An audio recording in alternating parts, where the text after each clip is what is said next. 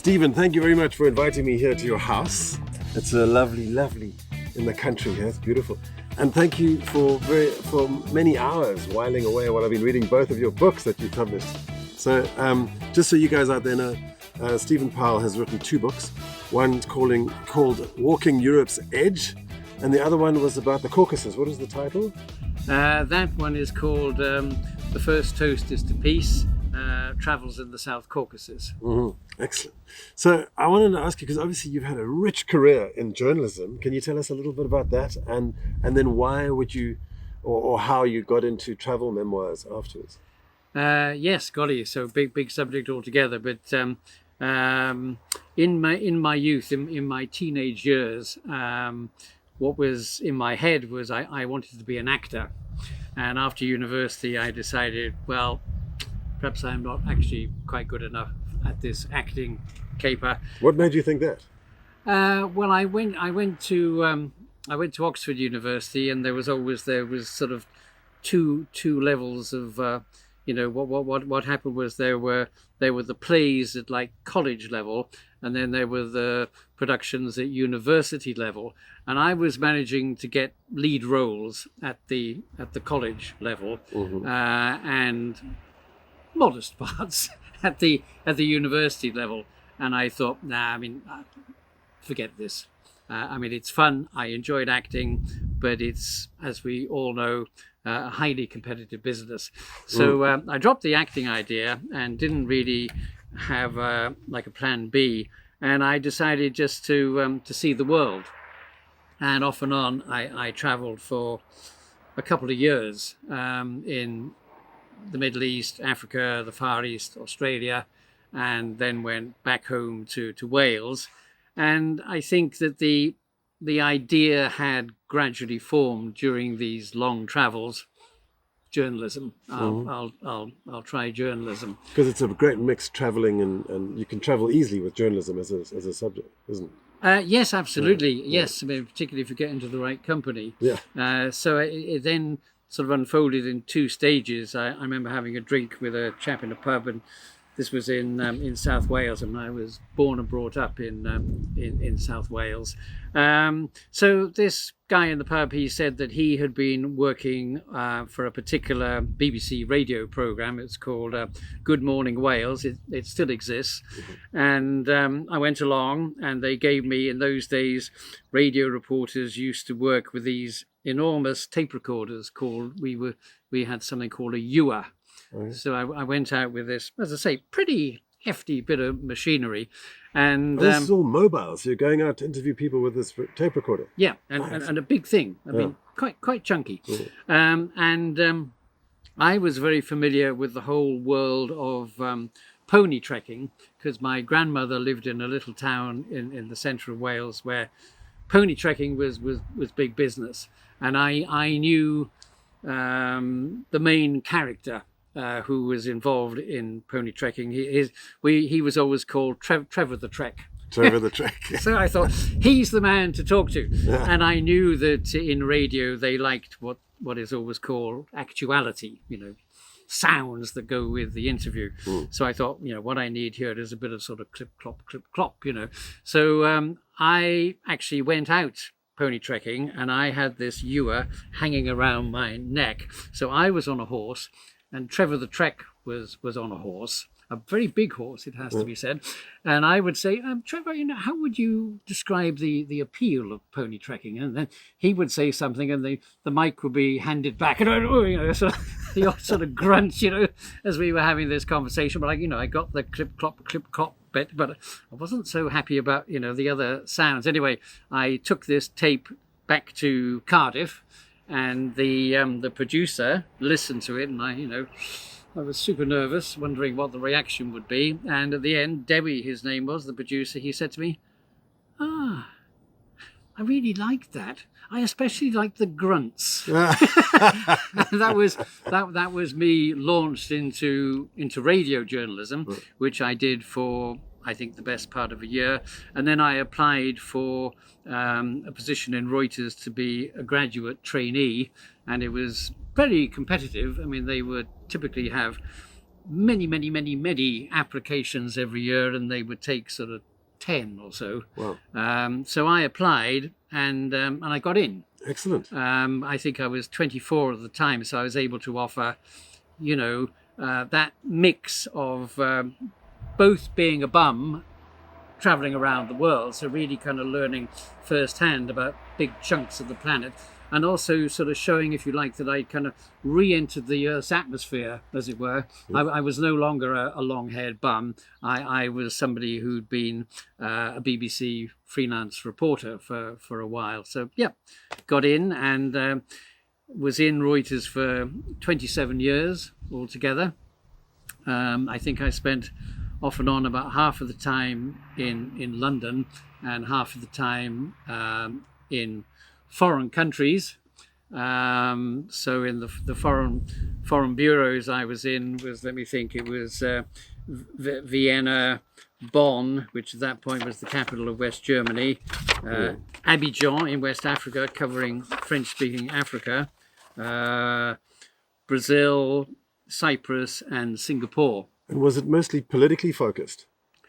It was, of course, partly politically focused, but I was in Reuters. There's a strong emphasis on financial markets of different kinds. Mm-hmm. So, for example, commodity markets. So when I was in West Africa, one of the things I had to write about was cocoa production.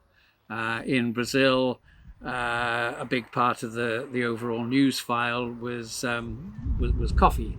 That was such a big thing that there was normally one designated person who did coffee. Mm-hmm.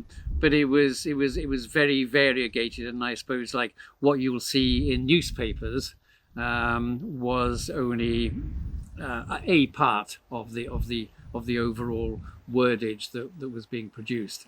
I'm just curious, a little point about titles. I mean, this is all for a newspaper, right? No, I mean, this is all for Reuters, which sells its news to newspapers, televisions, radios, but I mean mainly to banks and commodity traders. So you don't get the final say on the titles and the actual content of the articles. They'll base their articles on what you've written from Reuters.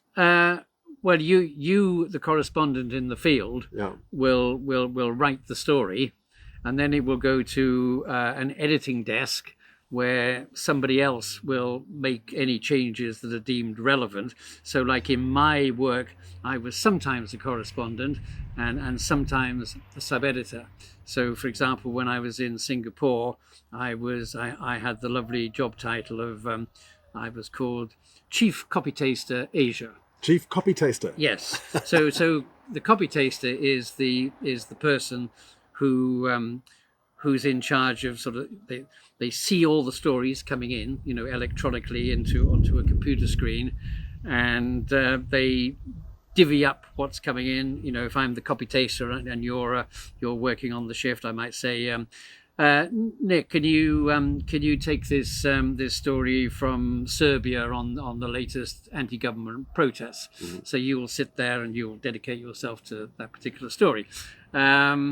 So yeah, and then the person doing the sub-editing typically will send it straight out to the world. So it so happened in my life that I took early retirement from Reuters after 27 years in 2001. And then the way my life went, I found in 2012 that I really needed a bit more income. Yeah. And I went back to Reuters as a sub-editor, and eventually, when I was living at that point I was back in South Wales, and I was working eventually from home. I was sitting in a little town called Crickhowell, very pretty little village with the green hills of Wales all around. And a colleague in Canary Wharf in London would say to me, Stephen, could you take this story from Serbia or whatever? And I would sit in my house in the high street in Crickhowell, make any changes necessary, and send it out to the world. So how did that morph into travel memoirs, right? Did you always have a yearning to write a book? Because I think many journalists may do that. I can't honestly say that I always had a yearning to write a book. in a way, it came a little bit out of the blue when I went to live in Wales after the 27 years in Reuters. I was trying to make a kind of community project on a farm work, and it didn't work. And also there was the point when I've got twin daughters, and they're now in their early 30s, but there was a point when they had like finished university, so I was changing my sort of professional aspirations and finding myself without parental responsibilities, and it was quite unexpected. I was on a farm, and I sold the farm, and an old pal of mine went off on a little holiday to Georgia in the Caucasus, and I just got this very, very, very clear message in my head, because as I say, I no longer had the farm, no longer had daughters who needed, parental care. The Caucasus. I mean, and I start my book, The First Toast is to Peace, with the words, "The Caucasus summoned me and I obeyed." And I think those words are faithful to what happened. It was like just a very clear message coming to me from wherever. Yeah, but there's one thing. I mean, you're getting a message to go to the Caucasus. Yeah. And it's a whole other thing to write a book about it. I mean, you could have just gone there for a journey. Oh, I could. Well, that's true. But I did in fact go with the intention of writing about it. Yeah, I mean, I felt that, I don't know, I felt strongly attracted to the place, and I felt that I did have the ability to write something. I mean, one thing I did before I actually set off for the Caucasus, in school in South Wales, my French teacher had a degree in both French and Russian, and in the lunch hour he used to give me Russian lessons. And at school I did sit Russian O level, a course that an exam you do when you're sort of 15 or 16. So I had very basic Russian, and I went to, so this would have been in 2014, let's say. I went to a school in Riga, the capital of Latvia, and took sort of brief courses on Russian. Because linguistically, the Caucasus is super complicated. And of course, Georgia has not only its own language, but its own alphabet, which is completely unrecognizable. Yeah. And then you cross the border into Armenia, and blow me down, they've got their own language and alphabet. So it's kind of hopeless to actually speak the local languages unless you devote years and years. But particularly like my generation, since they grew up in the Soviet Union, lots of people speak Russian. Okay, so it's the lingua franca there, is it? Yeah. So if you're staying in, I don't know, let's say a bed and breakfast in Georgia, and you want to say, is it okay if I do some laundry today? I mean, I can say that in Russian, So I felt that I didn't have the level of language where I could like interview people in Russian, but I managed to get, to manage. There was one occasion I interviewed the mayor of the second biggest town in Armenia, so I got an interpreter to come with me, who was fluent in Armenian and Russian, and happily, there can be a nagging doubt in your mind, will I like the place? I mean, what happened was that I really liked Georgia. It's so beautiful, high mountains, and I was fascinated by Armenia. Azerbaijan politically was a little challenging. Azerbaijan is one of these countries where the portrait of the president is everywhere. Right. Yeah. I know that from Africa. We have that a lot in Africa. You have that a bit in Africa. And I didn't particularly take to Azerbaijan, but I don't think that mattered too much in the end. And so that was my first book. How about Portugal? What drew you to Portugal and to walk through Portugal as well? Right. Well, with Portugal was a different story. With Reuters, I had spent nearly 5 years in Brazil. and I spoke Brazilian Portuguese, so I did feel linguistically equipped to to interview people in Portugal. And I mentioned this in the book. I mean, it just so happens that when I was coming to the end of my time in Brazil, so this goes way back to 1991, Reuters said to me, would I like the job of being the correspondent in Lisbon? And because I'd been away from the UK for years and just wanted to kind of touch base with my country of origin, I sort of gently said no. And then all those years later, I thought, well, actually, it could be interesting to. Yeah, I suppose if you've got the language, it makes it a lot easier, doesn't it? It makes it a different thing altogether, really. And why the walk? Well, I mean, over the years, I had been doing walks both for pleasure during holidays, and then in the Caucasus when I was doing that book, I did some walks there, and the walks had gradually been getting longer. Yeah, you did like a whole 7-day hike or something in the Caucasus, I think, if I read correctly. Yes, absolutely. With my godson Tom, who lives in Australia. He and I we walked a long trail in an area called Nagorno-Karabakh, which when we walked it had declared itself an independent republic, and it was inhabited by ethnic Armenians. They were defeated in a war just a couple of years ago, and they've all gone. Wow. Because it was in international law, it was part of Azerbaijan. But yeah, we did walk for, I've forgotten, perhaps a little bit more than a week. So from 7 to 10 days, and then you come to Portugal and you're going to walk 1,500 kilometers. Was that part of the plan?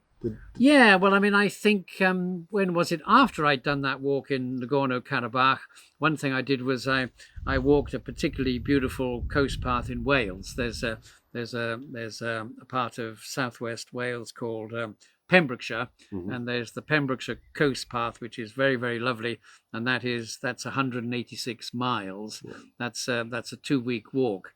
So having done that, Portugal didn't feel like impossible, and there is a very strong tradition, certainly in English language travel writer, that the author walks.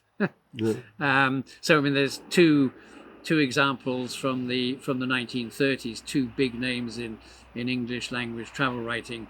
On the one hand, you've got Patrick Leigh Fermor, who was a teenager, decided to walk from London to what he always called Constantinople, what we know today as Istanbul, and by cracky he did the walk, and famously he was very, very slow in putting pen to paper, but he did eventually write books about that epic walk. And another big name is Laurie Lee, who wrote As I Walked Out One Midsummer Morning, and he walked through Spain. He started in Vigo. I think he got off a ship in Vigo in Galicia and walked through Spain. So, but those are two very, very famous travel writers. And more recently, you've got, for example, Rory Stewart, the British conservative politician and walker and writer. So walking has this long pedigree, for travel writers, and it's completely different from, any other form of transport. Obviously, I'm sure you can just absorb so much more about the surroundings. Yes, exactly. You get more in tune with the land. It's. And on your route, you intentionally avoided Lisbon, Porto, and the main hotspots. I mean, I suppose you went through them. But... No, I did actually go to both Porto and Lisbon and wrote about both cities. But I did intentionally take a route that was mainly inland to avoid just telling people about places on the coast that they probably already knew from a holiday. Mm-hmm. So. Probably not knowing much about Portugal before you arrived. I mean, the interiors. What was the most surprising and memorable spots along the way that you found? The most memorable spots on the whole journey, or yeah, The whole journey, yeah. right. Yeah. Well, I mean, I do these days. I have a little talk about my walk, and I highlight 4 places that I particularly liked. So they are the Douro Valley, Tomar, Mértola, and a little place called the Rebat of Arifana. So the Douro is the best known of those 4, but it's just like. It's a very, very special place, which has been, its beauty is partly natural, but also very definitely partly man-made. It was in the I think the late 18th century, the early 19th century. You had tens of thousands of laborers. Some of them came from Galicia, some of them were Portuguese, and they shaped these extraordinary terraces in the wine growing country of the Douro Valley.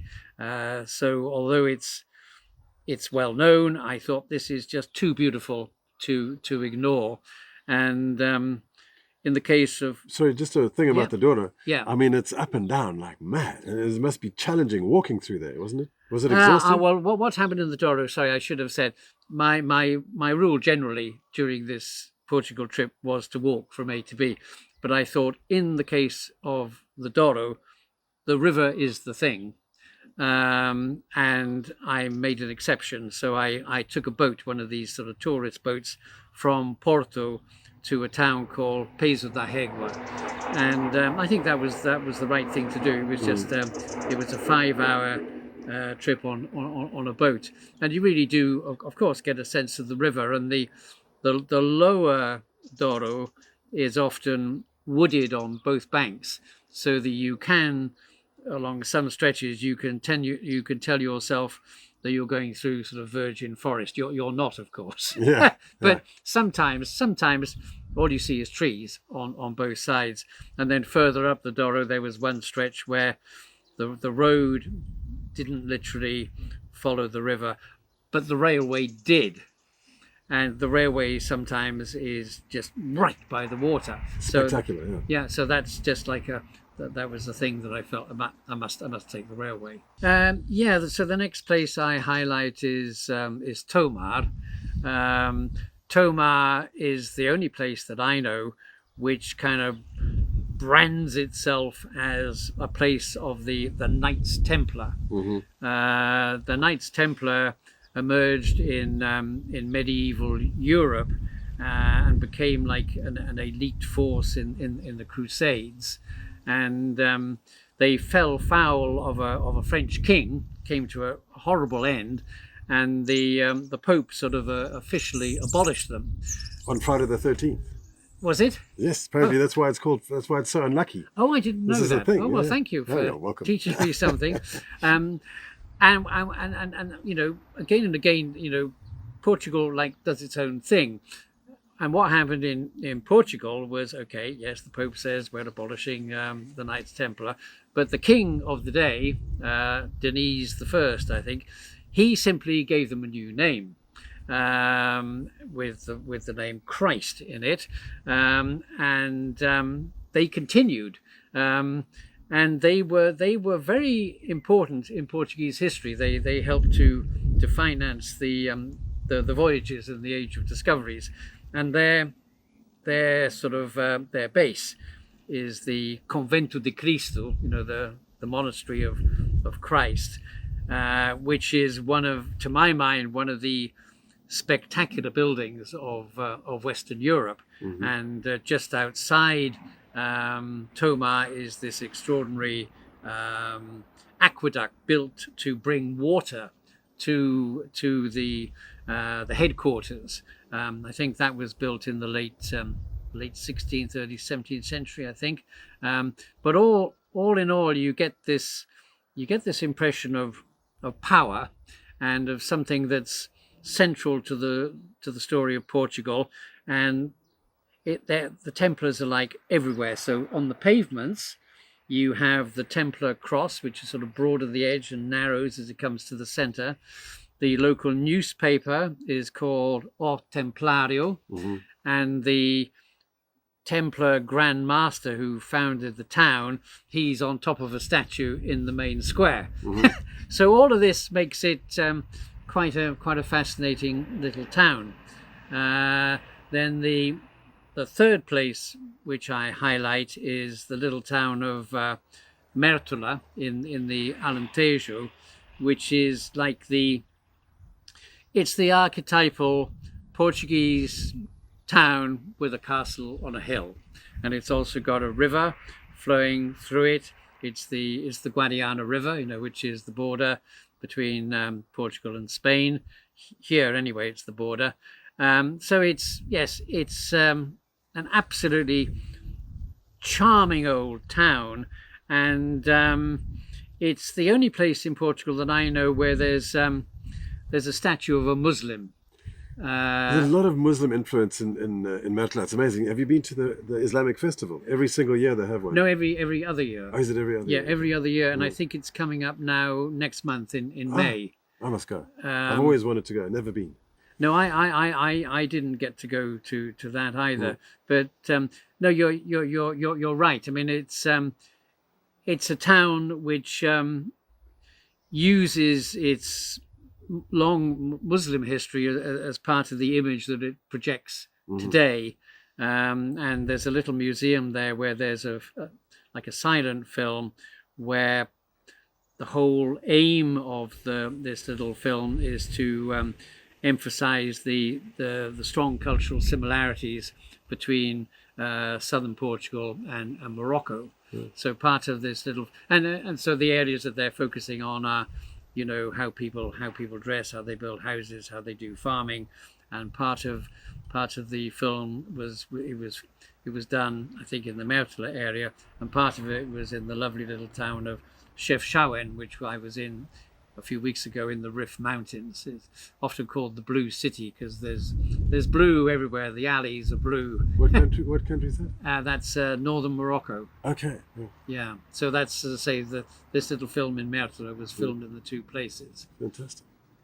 And then you mentioned the Rabat and Arifana. Yeah, that's right. So the same man who's there on the statue in Mértola comes into this story. So in the 12th century, Ibn Qazi, he founded this sort of this place of Sufi warrior monks. It's unique in Europe. I mean, there is no other Sufi home of warrior monks. So this is near the town of Aljezur, on the West Coast. On the west coast there, in the Algarve. In the Algarve, and it's a very lonely spot. So it's on a little promontory, and all that remains in terms of old buildings is just, I don't know, couple of feet of wall, but it's there on a promontory. So you've got the Atlantic rollers coming in, and it's supposed to be reflecting, the sort of Sufi ideas of the unity of creation with the waves and the air and what have you, and there is a special feel to it.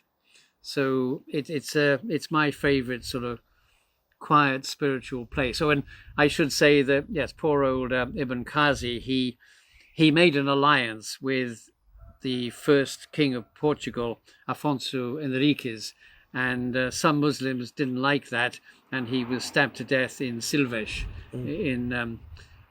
Might have been, it was in the first half of the 12th century, and after that this little centre, which had several mosques, it fell into disrepair. So would you class the Sufi monks as kind of like ninja warriors? Like, so the elite force of the Moroccans or not, of the Moorish?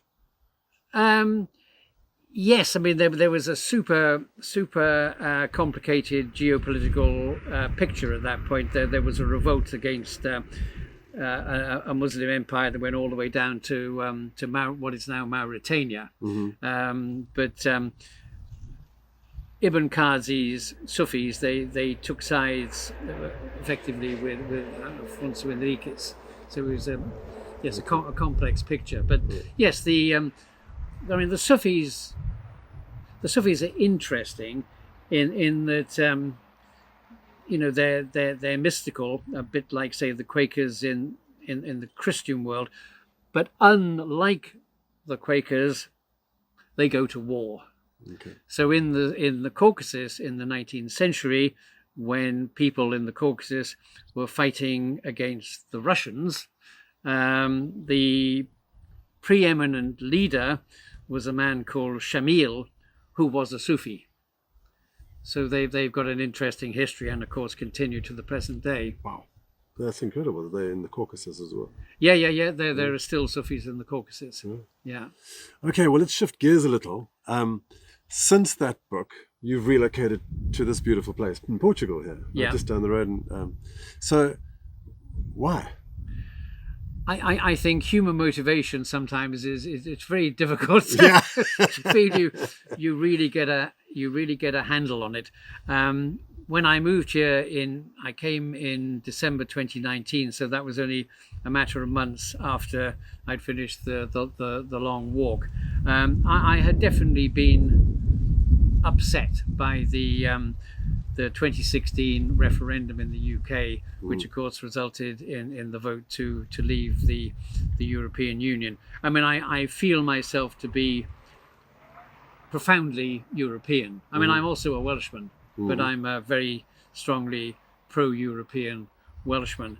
And I think one thing I told myself was that I was simply, I was just moving from one part of the Roman Empire to another. You know, there is a sense of cultural connection, I think, between one area and another that was once upon a time under the Roman jackboot. And I don't know, I think I wanted to change. I was in a lovely little town, as I mentioned earlier, I think, called Crickhowell, and I really liked it, but it was almost like too easy to see how my life there might go. And I decided that it would be a good idea just to sort of throw things in the air a bit and have a new hinterland, and just see what happened. And was it easy? Because you came just before COVID, right? Yeah, I did. So as I say, I came at the end of 2019, and I was in Faro at the beginning, and I just had time to buy myself a sofa and a bed, and sort of boom, shutdown, lockdown. The first shutdown happened, and I didn't know anybody. I mean, happily, one old pal of mine from Wales, whom I known from days in Reuters, he decided to come out and spend some time in Portugal, and that was fantastic. But yes, I mean, that's not the ideal scenario when you've just changed country. I mean, the good thing was that if you've got to be in a lockdown, Faro is a good place. Well, it would have been even better out here, though, because then you could at least walk around. I mean, if you might have been locked away in an apartment in Faro, right? Oh yes, well, I was an easy walk from the sea, so I would walk to the sea and sort of commune with the crabs and the birds and what have you. And I remember trying to go down to the ocean to go paddleboarding on the ocean in COVID, and they blocked off the whole place and closed down the beaches, and you couldn't get cars in there. It was crazy. Right. Yes, I mean, by definition, it was a very restricted life. I mean, I felt too, though, I must say that the lockdown in Portugal, I can't compare it with somewhere else because I was living in Portugal, but like there seemed to me to be clarity, because the way obviously the Portuguese constitution works is they had the opportunity, and they declared a state of emergency. And I think it's the president who actually declares the state of emergency, and he does that after sort of real consultations. And it felt to me that the people were with the government on this. And unlike in my country of origin, Britain, where some people anyway sort of went mad and started bulk buying toilet rolls. Yeah. But that's exactly the same feeling I got as well, that people are actually supporting the government here and trying to help, which is great. Good. Yes. But now when you moved to Portugal, it obviously it couldn't have been a big move for you, because you've been moving around the whole world, and was it an easy move, or was it tricky? Well, yes, I think what you're saying, I think it is important, if one has moved to another country on a number of occasions. It's like following a script which is not totally novel. So yes, so that life of having moved around, I think that helped enormously, really. And in your life in different countries, I mean, there must have been easier countries to move to and harder ones to move to. Where would you say Portugal lies in that spectrum? I think it's difficult to compare in the sense that when I moved with Reuters, it was to do like a specified job of work, Right. And when I moved here, there wasn't a specified job of work. It was for me to create the what is sometimes called like the job portfolio. So it in that important sense, it felt different from all the other previous moves that I had done. I mean, in the linguistic sense, it felt much easier than, say, the move to Brazil, because when I came here, I spoke Portuguese.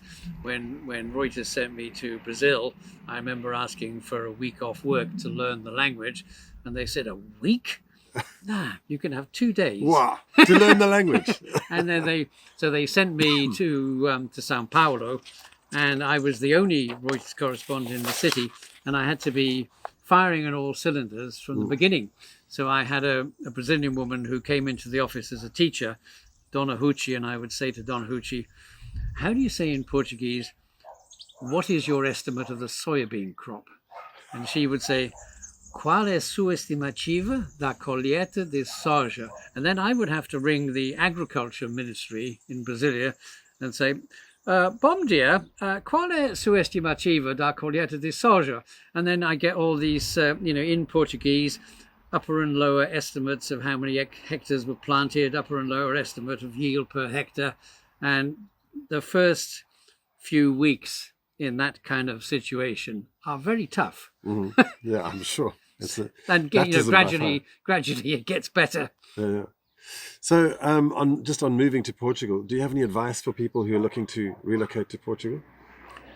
Well, of course, it depends, of course, where you come from.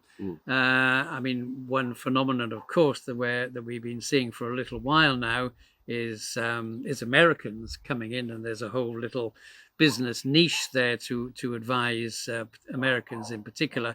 And Which we do, by the way. Okay, right. Well, I one thing, and so I sometimes give talks to Americans, and there's several things that I say to them, but one in particular is there's a British guy in the town of Oliao who runs a very good little restaurant, and he said to me once, we were talking about Americans, they've got to realize that Portugal isn't a warmer variant of where they've come from. It's a lovely way of putting it. Yeah. And so this is one thing I say to them, that like the values of efficiency and service, which are very kind of central in America, they're not central in Portugal. And I do tell them I've got to be like careful with this. You can, of course, get service in Portugal. And I now give the example of one of my twin daughters, Megan. Last year, she got married. She and her now husband chose to get married in the Algarve. And they had one day in the little village of Estoy, there's a Posada Palace. Yeah. Lovely location for lovely location. So they chose that the day with the wedding ceremony would be there, and they got superb service. So it exists. But what somebody coming here on a short visit doesn't see is an issue that is aired a lot, I think, on social media.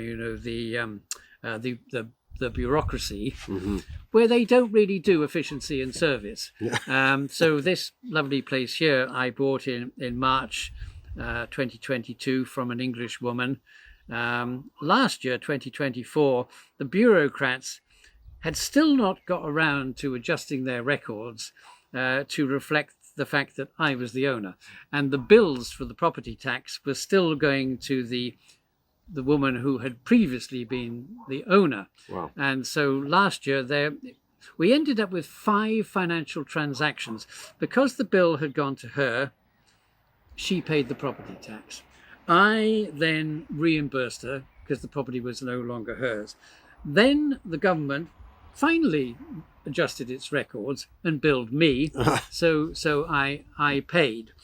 Then the government reimbursed Mary, so she's now been paid twice.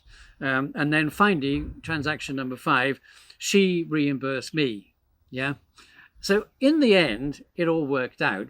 But the poor woman who'd sold this to me, she was just tearing her hair with frustration. So I think part of the blame might have been with me. My lawyer was telling me, "Oh, it's all sorted. It's all sorted. You know, your name is now. You're now officially the owner." But essentially, it could have been solved if the government had just changed the address on the minute it happened. Yes, but they don't. I mean, one thing my lawyer told me, Portuguese lawyer, was that in Portugal, it's only the notario who has the right to inform the government that ownership has changed. Okay. Yeah. I should have been more forceful in going to the finances office and asking if the change had really been done. I accepted the assurance from my lawyer that it had, but it hadn't. And I think lots of expatriates who live here, they have a story about how perhaps it took got one couple of friends, their car broke down, they put it in a garage. It was there for nearly a year in a garage. There's lots of stories out there, folks, about all this kind of stuff. And I think it's important to realize this before you come here, obviously. But I think just on a more positive note, I think you have, with all your experience of writing over your entire life, you've decided to create a course, right? Well, that's very true. Is yes. it an online course, or how does it work? No. It's going to be like a physical gathering of people, like a retreat. Like a retreat. We're going to hold it exactly here, right, between May the 26th and the 30th on travel writing. So we know already that people will be coming, for example, from the UK for this course. And, I think there's space for probably a number of philosophies of travel writing. But my own sort of working philosophy at the moment is that, for me, there's like a couple of threads here. I've been influenced by a 19th century English historian and writer called John Ruskin, who in his day was a very, very big intellectual. And I learned that he used to give courses in London to working men on drawing. And what he said was that his absolutely fundamental aim wasn't necessarily to make them better at drawing. What he wanted to do was to make them more appreciative of beauty. Because if you're drawing, if you're going to draw a leaf, a horse, you're really observing it. You've got to really observe what it is that you're drawing, and it's the same with writing. You really got to concentrate on what you're describing. So I think for me, one thread is the celebration of beauty. Like we get a certain amount always of bad news. Celebration of beauty is taking our writing in another direction, and another thread. For me is diversity of voices, being faithful to what people tell you, or being faithful to what you see. So for me, when I was walking through Portugal, it became clear to me very, very early on, well, from day one, I was experiencing villages that only had old people in them. The young had all gone. And I kept seeing that for week after week. So in conversations that I had with a journalist, with an academic, with a politician, they were stressing the preoccupation that they had with the flight from the countryside, and it was in Mértola, talking to the man who ran Mértola, a socialist party politician who was the Presidente da Câmara, he said to me, well, in Portugal, you cut it down the middle from north to south. In the western half, you've got 9 million people. In the eastern half, you've got 1 million people. And he's probably in the least densely populated place in the whole of Portugal, in Mértola.